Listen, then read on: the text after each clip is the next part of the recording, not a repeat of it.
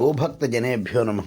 ఇలా ఎక్కడైనా మీకు ఆవులు కానీ ఎద్దులు కానీ రోడ్డు మీద కనిపిస్తే ఇలా గాయాలతోటి పురుగులు పట్టిన దాకా వచ్చిందంటే మాత్రం ఎట్టి పరిస్థితుల్లోనూ మీరు ఇంకా ఆలస్యం చేయొద్దు.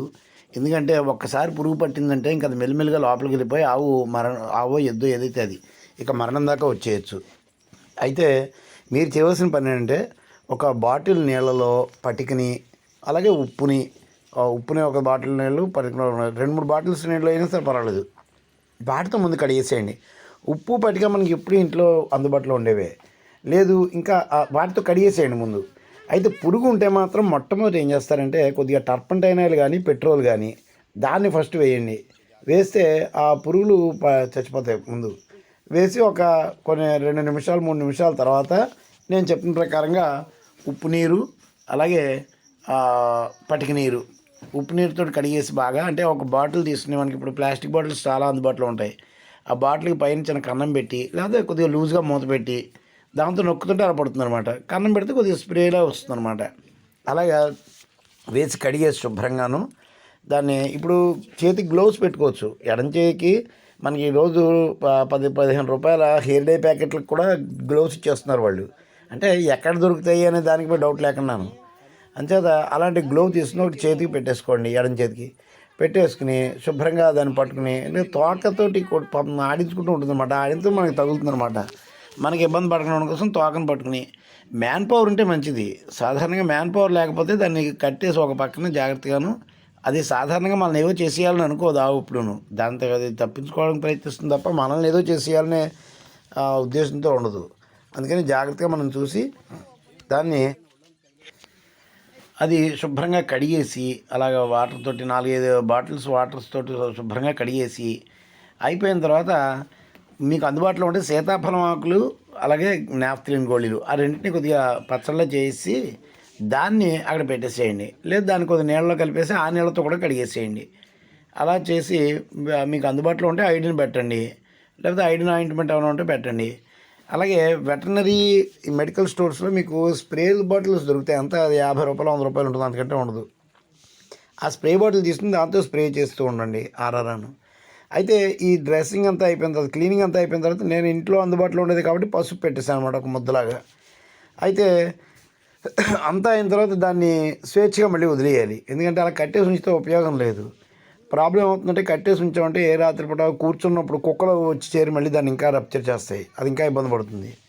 అందుకని అది యాక్టివ్గా ఉన్నప్పుడు దాన్ని వదిలేశారనుకోండి మళ్ళీ తిరుగుతుంది. తిని దాని శరీరానికి తెలుస్తుంది ఏం తింటే తగ్గుతుంది అన్న విషయం. అది స్వేచ్ఛగా తిని అయితే నగరాల్లో ఎక్కడ ఉంటుందంటే ఉంటుంది, ఎక్కడో చోట్ల ఉంటుంది. అది దానికి తెలుస్తుంది ఎక్కడ దొరుకుతుంది అనే విషయం దానికి తెలుస్తుంది, మనకు తెలియదు. అది వెళ్ళి అది తిని మెల్లిమెల్లిగా తగ్గించుకుంటుంది అనమాట.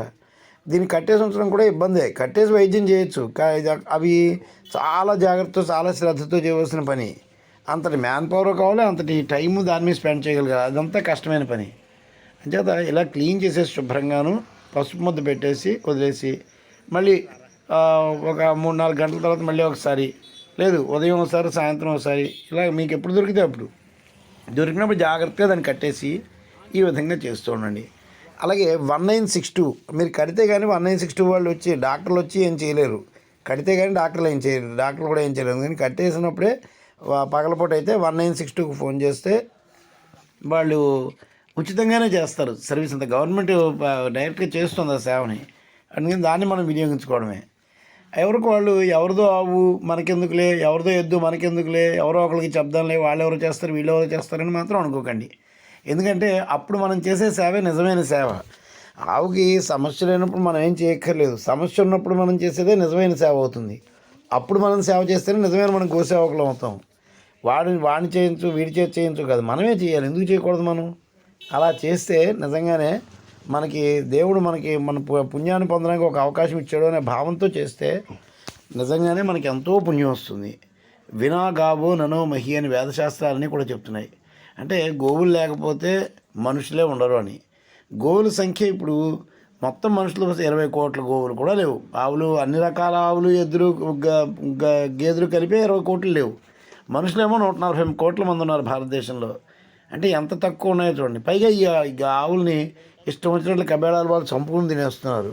ఎంతో పంతంగా ఒక ముస్లింలు క్రిస్టియన్లు ఇద్దరు కూడా శుభ్రంగా తినేస్తున్నారు వీటిని. ఆ తినడానికి గొప్పగా ప్రచారాలు కూడా చేసేస్తున్నారు. వాళ్ళ మీద చర్యలు అంతంత మాత్రంగానే ఉంటున్నాయి. విదేశాలకు వెళ్ళిపోయి ఇష్టం వచ్చినట్లు ప్రవర్తిస్తున్న వాళ్ళు కూడా ఉన్నారు మన మీద. అందుచేత మనమే వదిలేసుకుంటే మన అమ్మని మనమే వదిలేసుకుంటే ఇంకెవరూ కాపాడరు. మన జాతి సంపద, మన జాతి దైవం గోమాత. అలాగే మన జాతి యొక్క మూలాధారము ఎద్దులు. ఈ ఎద్దుల్ని ఆవుల్ని మనం మన వంతు కృషిగా కాపాడుకోవడానికి ప్రయత్నం చేద్దాం. ఇలా వీటిని శుభ్రం చేసేసి మళ్ళీ వదిలేసి మళ్ళీ తర్వాత ఇలా అనమాట. ఇది కొద్దిగా శ్రమతో కూడుకున్న పని. ఇదే నాకు చాలా ఇబ్బందిగా ఉంటే నాకు ముట్టుకోవడం అసహ్యం అనే మాట చెప్పకండి. మనం రోజు మన అసహ్యాలను మనమే కడుక్కుంటున్నాం. ఆ విషయాన్ని మాత్రం మనం మర్చిపోతున్నాం. అదే పని చేద్దాం. ఇక మాంసాహారులు అయితే మాంసం తింటున్నారు రోజును. ఇంకా అంతకంటే అసహ్యమైంది ఇంకోటి ఉండదు కదా. అంచేత దయచేసి అసహ్యం, నాకు ఇబ్బంది ఇలాంటివి చెప్పకుండా ఎంతో కొంత ప్రయత్నం చేయండి. అంటే నేను ఎక్కడి నుంచో వెళ్ళి ఎక్కడెక్కడికో వెళ్ళి చేయమనట్లేదు. అలా చేయడం ఎవరికైనా కష్టమైన పనే.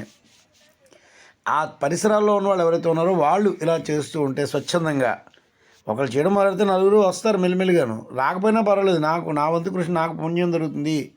గోమాత ఆశీర్వచనం ఉంటే ఎద్దుల యొక్క అదే వృషభరాజుల యొక్క ఆశీర్వచనం ఉంటే సాక్షాత్తు పరమేశ్వరుడు, సాక్షాత్తు శ్రీమన్నారాయణుడే నన్ను అనుగ్రహిస్తాడు, నాకు కావాల్సినవన్నీ సకాలంలో ఇస్తాడనే భావంతో నమ్మకంతో చేయండి.